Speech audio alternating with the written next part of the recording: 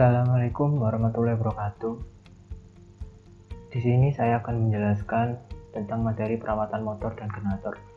Terlebih dahulu perkenalkan, nama saya Yanis Alafi Ahmad dari kelas 4A D4E.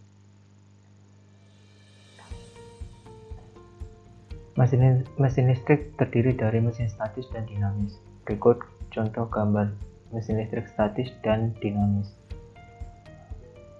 Berikutnya konstruksi motor dan generator. Konstruksi motor terdiri dari dua komponen utama, yaitu stator dan rotor. Kemudian terdapat komponen yang lainnya, yaitu kutub magnet, poros, lilitan rotor, dan lilitan stator. Sedangkan konstruksi untuk generator yaitu komutator, penguat eksitasi, papan terminal, jangkar, lubang angin, dan poros penggerak. Prinsip kerja motor dan generator.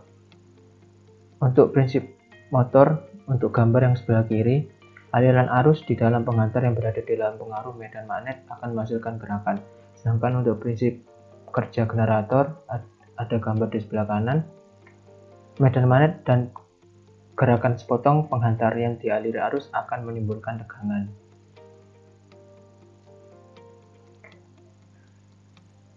Berikut bagan motor dan generator.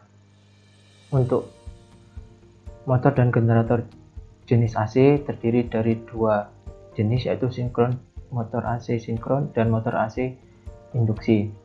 Nah, motor AC induksi terdiri lagi menjadi dua bagian, yaitu motor AC induksi satu fasa dan tiga fasa.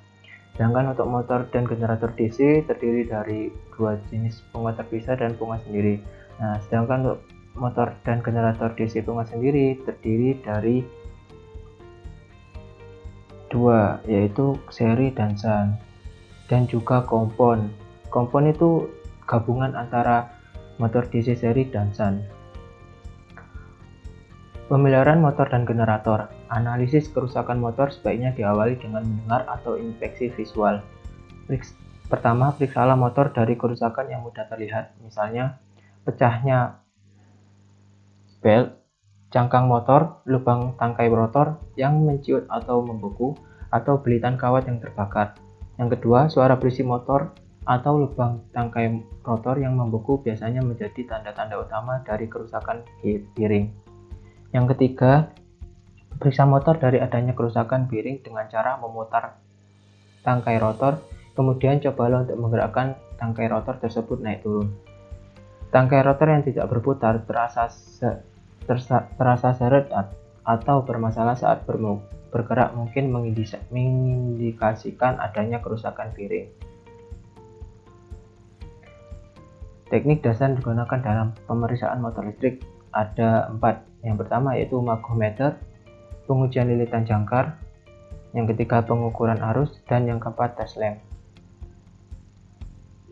Berikut teknik dasar yang digunakan dalam pemeriksaan motor listrik. Yang pertama, pengujian tes lem.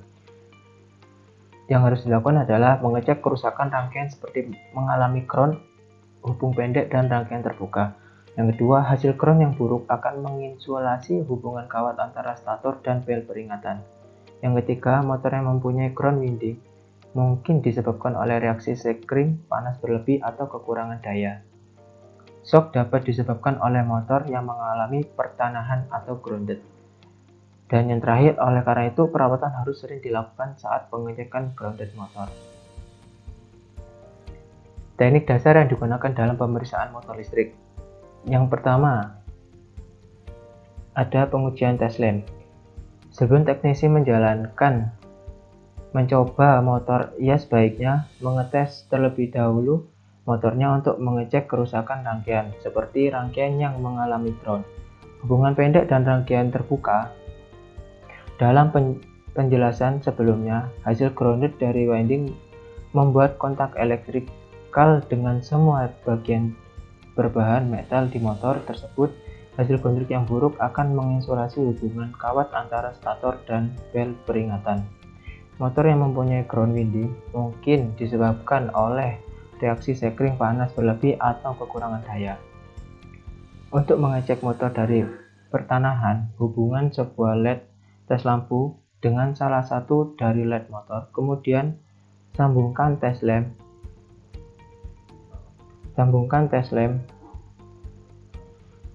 ke stator atau rangkai motor. Lampu menyala mengindikasikan motor dalam keadaan terhubung ke ground.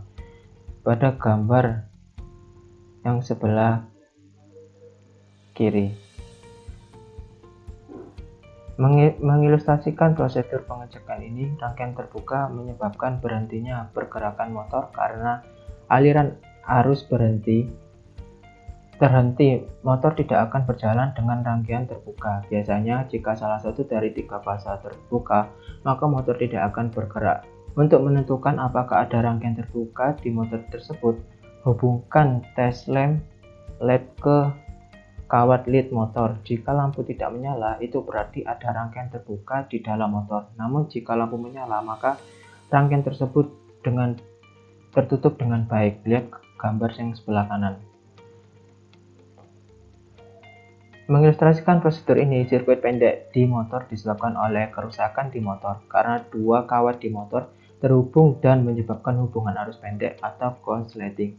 Jika bacaan di ampere melebihi ampere yang tertera di plat nama motor mungkin mengalami korsleting. Tetaplah mempertimbangkan faktor-faktor lain seperti low voltage, kerusakan lacquer, atau motor mengalami beban yang terlalu berat menyebabkan motor menarik arus berlebih. Yang berikutnya, teknik dasar pengujian magometer.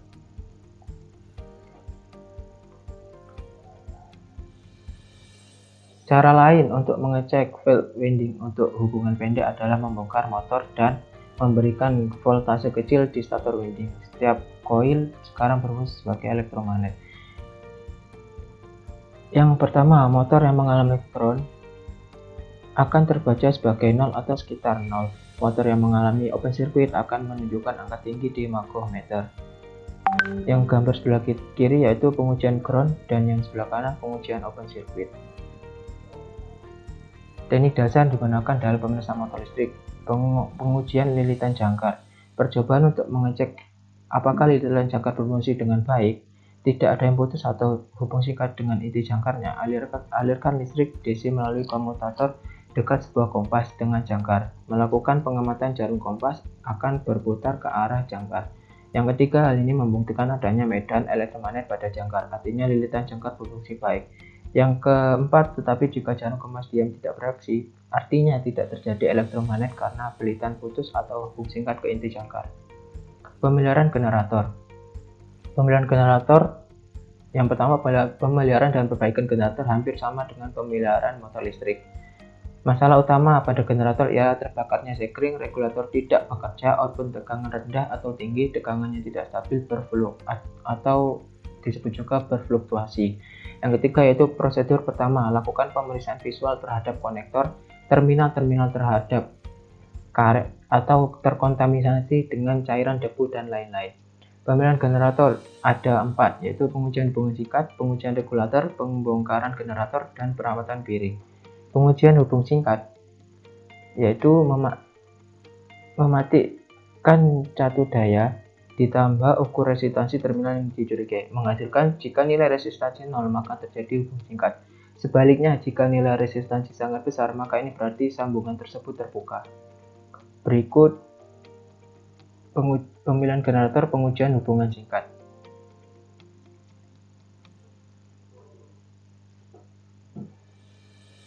Yang berikutnya pemeliharaan generator dan pemeriksaan generator. Yang pertama, lakukan uji pertahanan, matikan sumber data, beri tanda dan identifikasi menggunakan derek, lepaskan semua pengikat, periksa stator, ukur resistansi antara lead.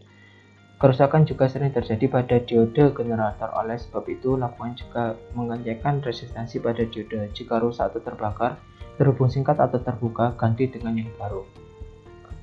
Yang berikutnya perawatan bearing. Yang pertama, periksa secara periodik, jika rusak ganti yang baru.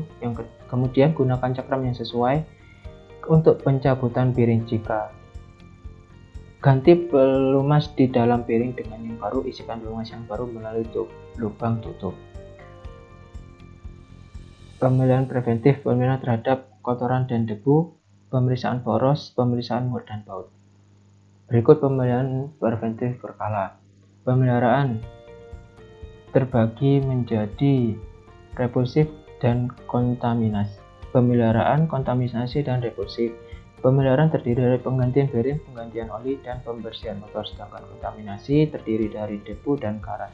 Repulsif terdiri dari 3, yaitu komutator secara periodik, sikat, ketegangan sikat. Terima kasih atas perhatiannya. Saya ucapkan mohon maaf jika ada salah kata yang materi yang terlewat atau kurang jelas. Wassalamualaikum warahmatullahi wabarakatuh. Yuk, jangan lupa di subscribe, komen, dan like. Oke, terima kasih.